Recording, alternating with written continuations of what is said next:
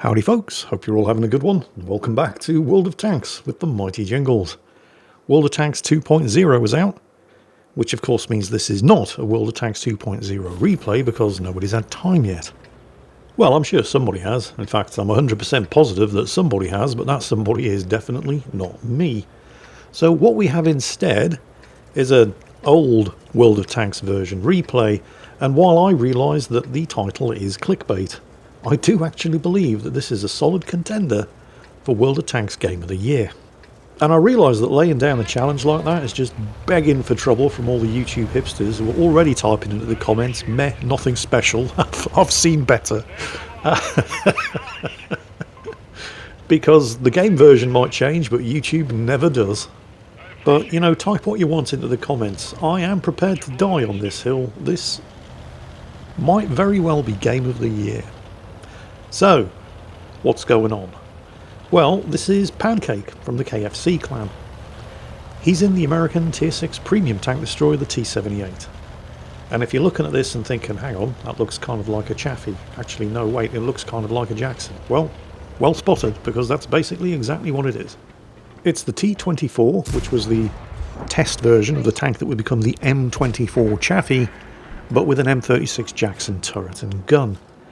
And because the M36 Jackson turret and gun is a bit bigger and heavier than the M24 Chaffee turret and gun, that negatively affects the tank's power to weight ratio. I mean, it doesn't have a bad power to weight ratio, but the mobility, particularly the turning, is noticeably sluggish compared to something like the Hellcat. It's kind of like a halfway house between the Hellcat and the Jackson. Strangely, despite the fact that the Hellcat, the Jackson and the M6 heavy tank all have what is technically the same 90mm gun as this, firing what is technically the same ammunition, the T-78 actually has 10% less penetration on its 90mm gold ammo than the other three tanks. Again, as a sort of middle ground between the Jackson and the Hellcat. The rate of fire, better than the Hellcat, not as fast as the Jackson. Slower aiming time than both of them as well, and less accurate. None of this makes the T-78 bad though. It's still a good 90mm gun with respectable alpha damage. It's just not as good as the same gun on the other two Tier 6 American tank destroyers, despite this one being a premium, which is kind of strange for wargaming. Regarding the mobility, the T-78 actually has a much more powerful engine than either the Jackson or an upgraded Hellcat, but it's also significantly heavier, hence the sluggish mobility. Technically this thing will do 55 kilometers per hour, although unless you're going downhill it's rarely actually going to achieve that speed. It also struggles on inclines more than it looks like it should. I don't know for sure, but I suspect the ground resistance on the tracks is below average as well. And that, I mean, you know, it's not slow, but that relative lack of mobility is definitely going to come to bite Pancake in the arse in this battle towards the end. But, well, you'll understand when you see it. Right now, that entire western flank has collapsed. A full third of the team are dead, and they've only managed to inflict a single casualty on the enemy team. Pancake's entire team, such as it is, has now been forced into one corner of the map, with the enemy team poised to roll up that western flank and catch them all in a crossfire, potentially also taking the base. Which of course is exactly why Pancake is sitting here, waiting to do something about it. Oh, I didn't mention one of the other outstanding features of this machine, which makes it really, really good in this kind of position, as he lines up a shot at the mighty box tank, without actually getting spotted, is the 10 degrees of gun depression, which means you can sit on a reverse slope like this and still be able to shoot at a target with ease, while going as hull down as is physically possible to do in this kind of position.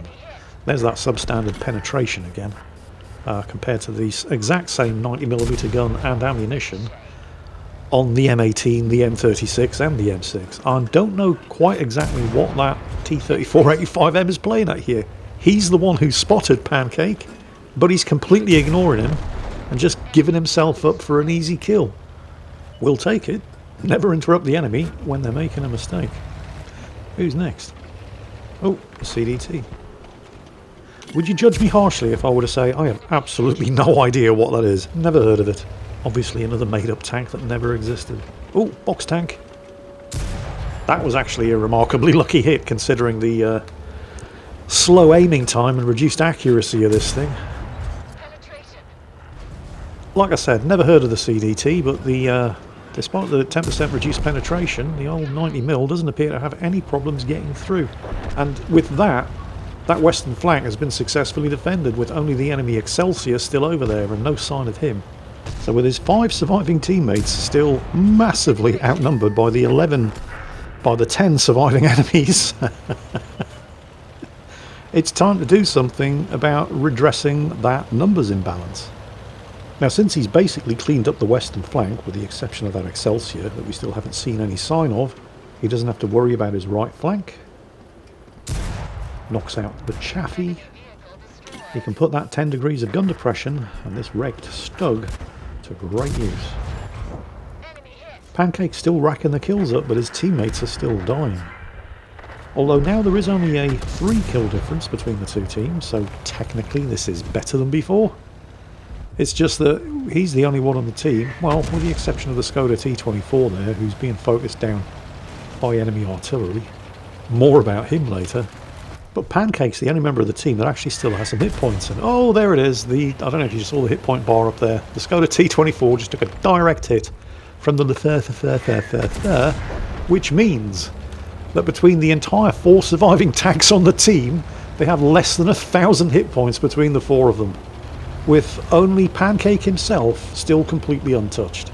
And the enemy team have 2,600 hit points. 2.5 times the hit point total of Pancake's entire surviving team. But it's actually worse than that in practice, because aside from Pancake himself, who at best can take 3 or 4 hits from the surviving enemy tanks, nobody on his team can afford to take even 1, which means there's some extreme carrying going to have to happen here if Pancake doesn't want to run out of teammates. Starting with the Excelsior, who finally showed up. Although quick as a flash, the enemy Sherman kills the Boogie. Pancake responds with a kill on the KV-1, frantically dodging incoming fire from the the whole time. Or, you know, dodging it as well as this thing can actually do with its relatively poor power to rate ratio given the M24 Chaffee hull and engine and that M36 Jackson turret and gun. T24's done alright to stay alive. There's the VK, he's a one-shot kill for a 90mm gun. You can just... nope, he's hull down. Oh, Basotto just took a hit and didn't die. I bet you somebody on the enemy team's cursing. And the Basotto's watching his life flash in front of his eyes as he desperately backs up in an attempt to... no, he's dead. It's just Pancake and the T24. And the enemy team are capping. And then the Sherman pops up, nails the T24, and now it's just Pancake. He kind of had to take the hit there from the VK in order to get the kill and reset the cap. Look at how slowly this thing turns. But he knows he's got the Sherman behind him. Takes the hit again. Kind of has to trade hit points for kills here. Because, well, what else is he going to do? Very, very, well, kind of good news, bad news. Extremely lucky to not actually take any damage. He probably took that one on the gunman look from the ELC. But extremely unlucky to not kill him. And this is where the fun begins. Did I mention that the T-78 has very sluggish mobility compared to the Hellcat? I mean, to be fair, doing this in a Hellcat against an ELC would be difficult. But you've got no chance in a T-78, and this would just be suicide in an M36. But what choice does he have? He can't run away and break contact, because that's a scout tank spotting him for artillery. As he tried to run away, the ELC would just pop out and kill him. Or keep him spotted and the artillery would kill him. So running away isn't an option. At the same time, as long as that ELC keeps doing this, eventually at some point the artillery is going to hit him. And he's in an open-topped tank destroyer, and the artillery is a which by artillery standards is not only devastatingly accurate, but very rapid reloading. And it's here where the ELC loses his patience and suffers from a fatal rush of shit to the brain. Instead of just continuing to do what he was doing and waiting for the law of averages to have his back, he decided to try to break contact, turn and get the kill himself. And he did get the shot in, but 240 damage, oh don't roll over, that was close. But 240 damage was never going to cut it against a machine that had more than 400 hit points at the point where you, a one-shot kill, decided to try to face tank it. So the ELC has been consigned to the ashes of history, and now it is just Pancake versus the Le. So, easy, right? Plenty of time, slightly less than 5 minutes. Yeah, not as easy as you might imagine. Because the thing about the Le, as well as having just crazy good accuracy for a tier 5 artillery as well as a lightning fast reload, it has 400 meters of view range. There are tier 8 and 9 scout tanks that don't have 400 meters of view range. That thing's tier 5 artillery. It's also really slow. So it is not going to be trying to take the cap. It is going to be sitting in a bush, watching its own cap circle, waiting for Pancake to try his luck. And it is always going to get the first shot off. And Pancake doesn't have a huge amount of hit points left, and is an extremely lightly armoured, and worse, open-topped tank destroyer. He could very easily be one-shotted here. So, while his teammates are telling him, take the cap, Pancake ain't falling for that old gag. He's seen a few John Wayne westerns in his time. He knows what an ambush looks like. Instead, he's clearing the flanks. Pay attention to chat, by the way, because it does get kind of amusing. And it's kind of understandable, because under these circumstances, most of the time, you probably would want to try to take the cap. I mean, there's plenty of time to do it. And you can always let Sixth Sense warn you when you've been spotted.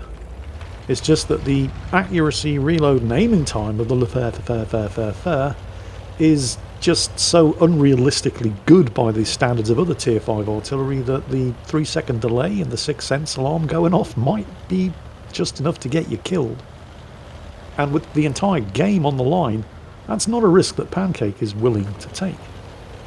But his teammates don't appear to understand. You can see them there in chat. For the benefit of those of you who might be watching this on a mobile device or something that doesn't quite have the resolution to see chat, I'll summarise it for you. Dude, get in the cap circle. What's wrong with you? Noob. Or words to that effect. And Pancake's just replying, nope. And they are getting increasingly upset with him. I mean, nobody's been especially toxic about it, which is surprising. I mean, it's World of Tanks. But it's also understandable, because it looks to the uninitiated as if he is purposefully trying to throw the game by being greedy and just looking for the extra kill. His teammates don't understand, which is fair, but he's doing the exact opposite of trying to throw the game, because under these circumstances, with that artillery, 100% guaranteed watching that cap circle, going into the cap circle would very likely end up throwing the game. Again, this kind of bad mobility, and I'm sure also pretty terrible ground resistance on the tracks. A Hellcat would be able to make it up there. Hell, an M36 Jackson would be able to make it up there in low gear, but the T-78, not so much. Note the tactical use of Sixth Sense. And I realise Sixth Sense hasn't actually gone off, but that's kind of the point. Because you can use the lack of a Sixth Sense indicator not to tell you where the enemy is, but to tell you where it isn't. And where it is right there, more or less exactly where he probably expected it to be. He took the hit on the gun barrel. The Lefaire's going for the ram, but, well, it is a very, very slow tier 5 artillery, even with a hill on its side. And that is the 10th kill and the Pools medal, as well as the ace tanker, high caliber and obviously top gun for Pancake in the T-78, carrying his team kicking and screaming and over their extremely loud and insistent objections at the end of the battle there, over the finish line and safely to victory in what I, despite the clickbait title and thumbnail, genuinely believe is a solid contender for World of Tanks Game of the Year. Let me know what you think in the comments. Hope you enjoyed it. Yes, he lost money on that battle. Of course he did. Aside from War Thunder, there isn't another game in the world that punishes excellence as much as World of Tanks does. Sorry, War Thunder fans, but you'll agree with me, it is true. And with that bombshell, that's it for today. Awesome game, Pancake. Well done. Hope you all enjoyed it. And as always, take care. And I'll catch you next time.